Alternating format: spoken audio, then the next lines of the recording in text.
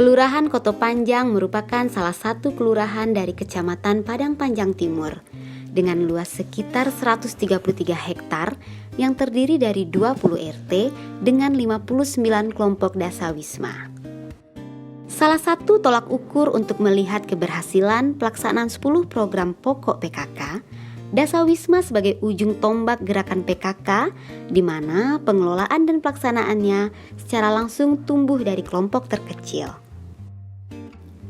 Kelompok dasawisma merupakan motor penggerak dalam pelaksanaan 10 program pokok PKK untuk mewujudkan keluarga yang sehat, sejahtera lahir dan batin.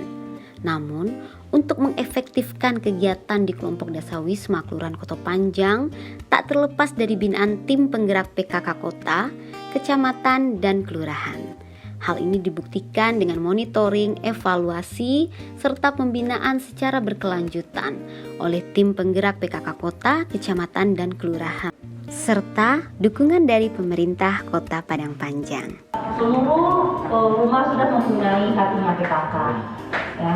Lalu yang kedua juga mungkin pembinaan ini cuma sedikit mengasah saja. Terus sudah bagus sekali, cuma mungkin kita yang bagus ini kita ingin menjadi lebih bagus, berkualitas dan kader yang memang bekerja tanpa pamrih.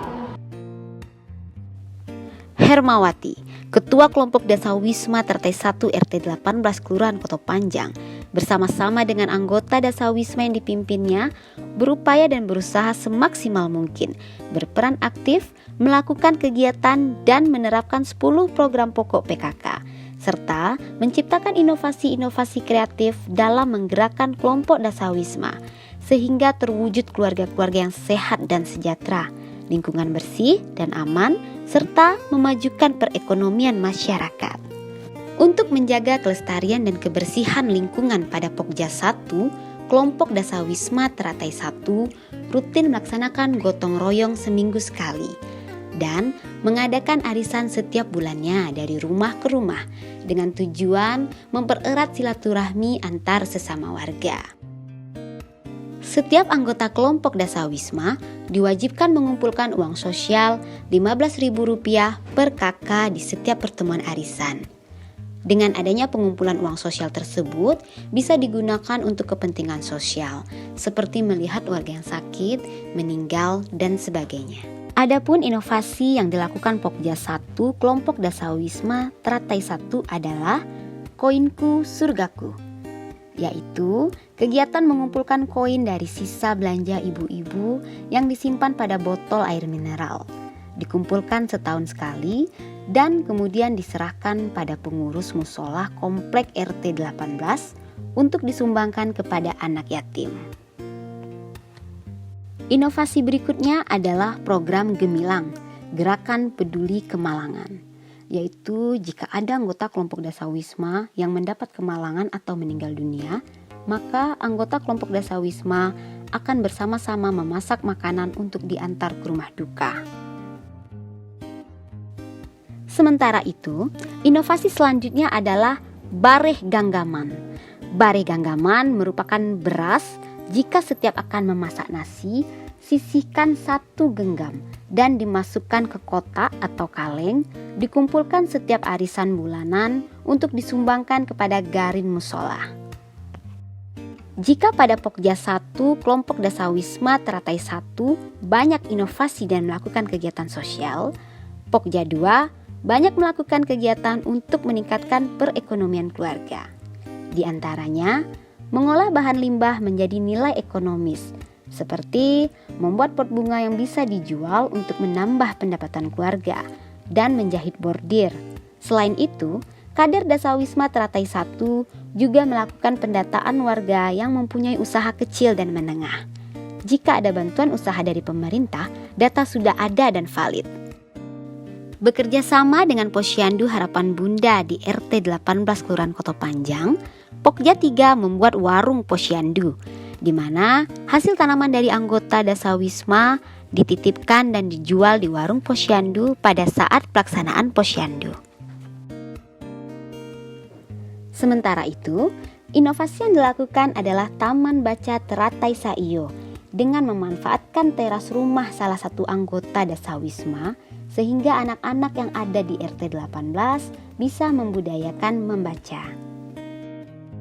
Sedangkan pada Pokja 3, kegiatan yang dilakukan anggota Dasawisma adalah menerapkan hatinya PKK dengan memanfaatkan lahan perkarangan rumah masing-masing untuk menanam apotek hidup, warung hidup, serta sayur dan buah. Adapun inovasi yang dilakukan adalah pembuatan pupuk ekoenzim yang sangat bermanfaat untuk memupuk tanaman, mencuci pakaian, dan pembersih lantai. Ini adalah ekoenzim yang kami bikin bersama-sama dengan memanfaatkan sampah rumah tangga, yaitu bekas kita konsumsi buah-buahan. Nah, itu kita kupas buah-buahannya, kulitnya kita bikin ekoenzim, terus kita tambah dengan gula merah, perbandingannya 3:10. Nah, ini kalau sudah kita masukkan air 1/3, nah, terus kita masukkan buah yang kita cincang-cincang tadi, kulit buah. Terus kita masukkan gula merahnya. Terus kita isi air, tidak usah penuh. Soalnya kalau penuh nanti airnya akan menguap atau bergas, maka akan meletus dia. Jadi itu kalau sudah kita masukkan, kita tutup. Terus kita buka setiap hari dengan cara membukanya pelan-pelan. Setelah gasnya keluar berbunyi sedikit, kita buka lagi terus sampai ininya terbuka. Sudah itu kita tutup lagi, jadi kita buka setiap hari selama 1 bulan.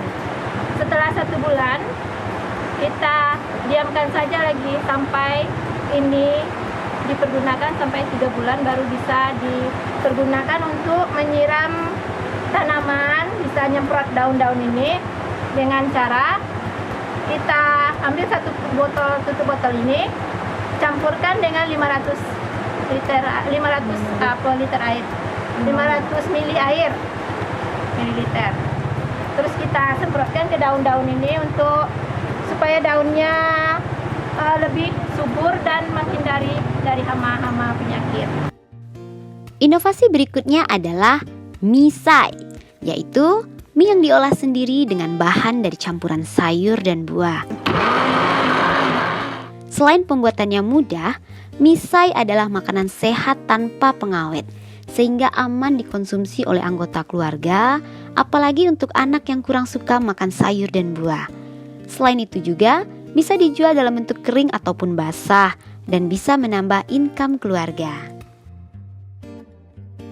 Ada juga inovasi budik damber, yaitu budidaya ikan lele dalam ember dan di atasnya ditanam sayur-sayuran. Selain hemat pengeluaran, juga bisa menambah income keluarga dengan menjual hasil budidaya ikan lele dan sayur. Dengan adanya pandemi COVID-19 yang melanda saat ini, kelompok Dasawisma Teratai 1 pada Pokja 3 melakukan inovasi dan terobosan untuk meningkatkan imun tubuh dengan cara mengolah tumbuhan kale yang banyak mengandung antioksidan, serat, dan protein untuk menjadi sebuah minuman jus. Selain kaya antioksidan dan vitamin C, jus kale juga dapat melindungi tubuh akibat radikal bebas.